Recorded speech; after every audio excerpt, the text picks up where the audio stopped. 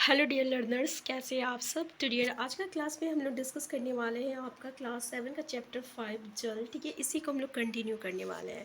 तो डियर हम लोग एनसीईआरटी की एक एक पॉइंट को डिस्कस कर रहे हैं, क्योंकि ये सिर्फ सीटेट के लिए नहीं, अगर आप बीपीएससी की तैयारी कर रहे हैं तो उसके लिए भी ये काफ़ी हेल्पफुल हो सकता है। ठीक है, तो डियर स्टार्ट करते हैं हम लोग आज का क्लास। तो जैसे कि आपको पता होगा कि एनसीईआरटी की एक एक पॉइंट जो है काफ़ी इंपॉर्टेंट है। ठीक है, तो हम लोग हर एक चीज़ को डिस्कस करना है, किसी भी चीज़ को छोड़ना नहीं है।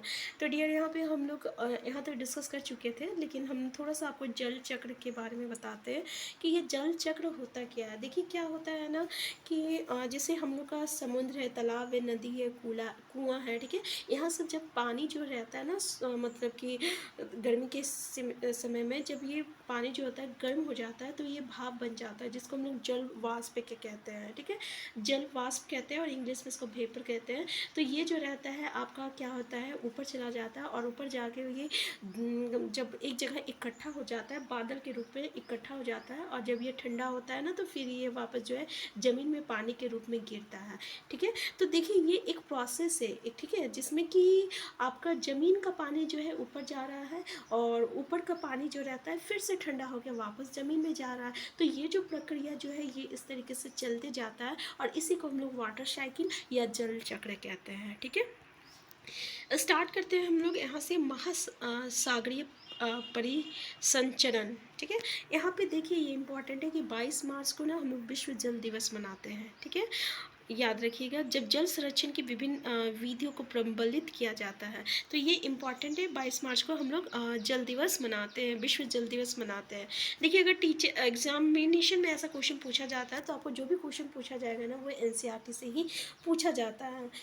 देखिए क्या होता है ना कि जब हम लोग समुद्र तट पर जब चलते हैं ना डियर, तो वहाँ पे बहुत ही, आप कभी अगर जाइएगा तो समुद्र तट पर चलने में बहुत ही अच्छा लगता है, क्योंकि वहाँ का जो बालू रहता है, फिर वहाँ का जो ठंडा ठंडा हवा रहता है, जो वहाँ की मतलब कि जो इन्वायरमेंट रहता है, सिंपल सी बात, वो बहुत ही वहाँ पे शांत और बहुत ही अच्छा लगता है। ठीक है, तो महासागरों की गतियों को इस प्रकार व्यंगीकृत लेकिन डियर ये जो महासागर है ना वो कभी भी जो रहता है हमेशा शांत नहीं बैठता है। ठीक है, वो तो अपना काम करते रहता है, मतलब वहाँ से आपका तरंग आता है, तरंग जाता है। ठीक है, और फिर उसमें जो समुद्र में जो भी मूवमेंट होना रहता है वो तो होता ही है।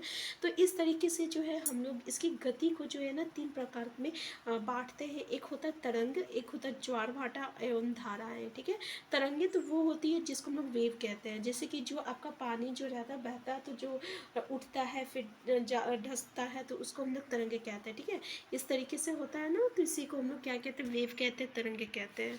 और ज्वार भाटा है और धाराएं हैं। ठीक है, देखिए जब समुद्र स्तर पर पवन जो बहती है तब तरंगे उत्पन्न होती है, और जितनी ही देखिए जब समुद्र स्तर पर जो है पवन जो है, हवा जो बहता है तब तरंग उत्पन्न होता है, और हवा का गति जितना स्पीड रहेगा उतना ही गति जो रहता है आपका तरंग का भी रहेगा, यानी उतना ही ज़्यादा तरंग जो है आपका जो रहता है बहता है। नेक्स्ट देखिए पॉइंट है आपका तरंगे। समुद्र तट पर गेंद से खेलते समय जब गेंद जल में गिर जाती है तो क्या होता है, ये दृश्य बहुत मनोरंजक होता है कि कैसे तरंगों के साथ गेंद तट पर वापस लौट आती है जब महासागरीय स्तर पर जल लगातार उठता है और गिरता है। ठीक है, मतलब कि जब वो लगातार जो है इस तरह से उठता है फिर इस तरीके से गिर रहा है तो इसी को हम लोग तरंग कहते हैं। तो उसी तरह बोल रहा है कि जब हम लोग उसमें बॉल फेंकते हैं ना तो वो वापस क्या होता है, तट पर वापस लौट आता है। ऐसे तो हम देखे नहीं हैं, तो उम्मीद करते कि आप लोग भी कोई देखे नहीं होंगे, लेकिन हम लोग जैसे कि यहाँ पे दिया हुआ है उसी के अकॉर्डिंग जो है हम लोग समझ सकते हैं कि जब हम लोग गेंद जो है आपका फेंका जाता है तो वो वापस जो है तट पर लौट आता है।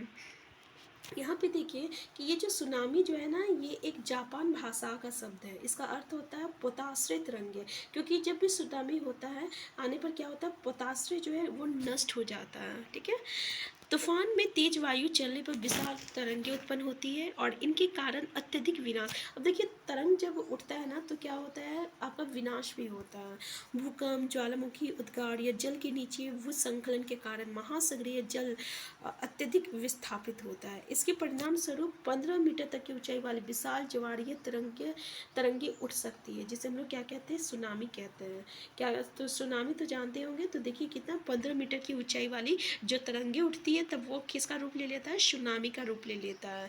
अब तक का सबसे विशाल सुनामी जो है वो आपका 150 मीटर मापा गया था और ये तरंग जो है 700 किलोमीटर प्रति घंटा से अधिक की गति से चलती है। ठीक है, तो देख लीजिए सबसे विशाल सुनामी जो है अभी तक का कितना है, तो वो तरंगे जो है 150 किलोमीटर मापा गया है। 2004 में क्या हुआ था, सुनामी से भारत के तटीय क्षेत्रों में अत्यधिक विनाश हुआ था और सुनामी के बाद अंडमान और निकोबार द्वीप समूह में इंदिरा पॉइंट जो है वो डूब गया था। देखिए, सुनामी पृथ्वी का तांडव। 26 दिसंबर 2004 को हिंद महासागर में सुनामी तरंगे अथवा पोतासिया तरंगों के कारण अत्यधिक विनाश हुआ। बस ये ना एक बार हम लोग देख लेते हैं, इसमें कुछ खास इंपॉर्टेंट नहीं है, बस हम लोग को एक बार पढ़ना है। ठीक है, ये तरंगे उस भूकंप का परिणाम था जिसका अधिकेंद्र सुमात्रा की पश्चिमी सीमा पर था और इस भूकंप की तीव्रता रिएक्टर पैमाने पर 9.0 मापी गई थी। भारतीय प्लेट वर्मा प्लेट के नीचे धंस गई थी और समुद्र तल की अकस्मात गति उत्पन्न हो गई और इस कारण ये भूकंप आया। महासागरीय तल लगभग 10 से 20 मीटर तक विस्थापित हो गई और नीचे की दिशा में झुक गया। ये विस्थापन के कारण निर्मित अंतराल को भरने के लिए विशाल मात्रा में महासागरीय जल उसी ओर बहने लगा। फलस्वरूप दक्षिणी एवं दक्षिणी पूर्वी एशिया के समुद्री तटों से जल हटने लगा। भारतीय प्लेट की बर्मा की प्लेट के नीचे जल चले जाने पर जल वापस समुद्र तट की ओर लौटा और ये सुनामी लगभग 800 किलोमीटर प्रति घंटे की गति से आया, जिसकी तुलना व्यावसायिक वायुयानों की गति से की जा सकते हैं और परिणाम स्वरूप हिंद महासागर के कुछ द्वीप पूर्णतः डूब गए। भारतीय सीमा का दूर दक्षिणी बिंदु इंदिरा पॉइंट जो अंडमान निकोबार द्वीप समूह में स्थित पूरी तरह से डूब गया। जब सुमात्रा में भूकंप के अधिकेंद्र से तरंगे सुमात्रा की तरफ से अंडमान द्वीप समूह एवं श्रीलंका की ओर बढ़ी, तरंगों की लंबाई जो है कम होने लगी और जल की गहराई भी कम होने के साथ साथ इसकी गति भी 700 से लेकर 900 किलोमीटर प्रति घंटे से 70 किलोमीटर प्रति घंटे तक कम हो गई। समुद्र तट से सुनामी तरंगे 3 किलोमीटर तक की गहराई तक गई, जिनके फलस्वरूप 10,000 से भी अधिक लोगों की मृत्यु हो गई और 1 लाख से अधिक घर प्रभावित हुए। भारत में आंध्र प्रदेश के तटीय प्रदेश, तमिलनाडु, केरल, पुडुचेरी तथा अंडमान और निकोबार द्वीप समूह सर्वाधिक प्रभावित हुए। तो ये चीज़ को ध्यान दीजिएगा कि सबसे ज़्यादा जो है कौन सा इलाका जो है वो आपका प्रभावित ज़्यादा होता है। तो जैसे कि भारत में आंध्र प्रदेश के तटीय क्षेत्र, तमिलनाडु, केरल, पुडुचेरी और अंडमान और निकोबार ये सबसे ज़्यादा प्रभावित होता है। यद्यपि पहले से भूकंप का अनुमान लगाना संभव नहीं है, फिर भी बड़े सुनामी के संकेत 3 घंटा पहले मिल जाता है। देखिए 3 घंटा पहले मिल जाता है बड़ा सुनामी का संकेत। प्रशांत महासागर में प्राथमिक चेतावनी की ऐसी प्रणालियाँ क्रियाशील है, लेकिन हिंद महासागर में ये सुविधाएं नहीं है। प्रशांत महासागर की तुलना में हिंद महासागर में सुनामी कभी कभी ही आती है क्योंकि यहाँ भूकंपीय क्रिया, तो देख लीजिए प्रशांत महासागर तुलना में हिंद महासागर में सुनामी कभी कभी आता है। ठीक है, तो याद रखिएगा कि हिंद महासागर में सुनामी कभी कभी आता है। दिसंबर 2004 में जिस सुनामी ने दक्षिण एवं दक्षिणी पूर्वी एशिया के तटों पर तबाही मचाई, वो पिछले कई वर्षों की सावधानिक विनाशकारी सुनामी थी। हिंद महासागर में निरीक्षण, आरंभिक चेतावनी की प्रणालियों एवं हिंद महासागर के तट निवासियों में जागरूकता की कमी के कारण जीवन एवं संपत्ति की अत्यधिक क्षति हुई। सुनामी आने का प्रथम संकेत ये था कि तटीय क्षेत्र से जल में तेजी से कमी आती है और फिर विनाशकारी तरंगे उठने लगती है। तो जब ऐसा होता है तो वहाँ के जो लोग थे ना, वो लोग देख के यहाँ का मज़ा ले रहे थे। ठीक है, इसलिए उस समय क्या हुआ, जितने भी उत्सुक दर्शक थे उनकी जो है मृत्यु हो गई जब वो तरंगे वो वापस आई। ठीक है, ज्वार भाटा क्या होता है, तो देखिए दिन में 2 बार नियम से महासागर में जल जब उठता है, ठीक है, और गिरता है, उसको हम लोग ज्वार भाटा कहते हैं।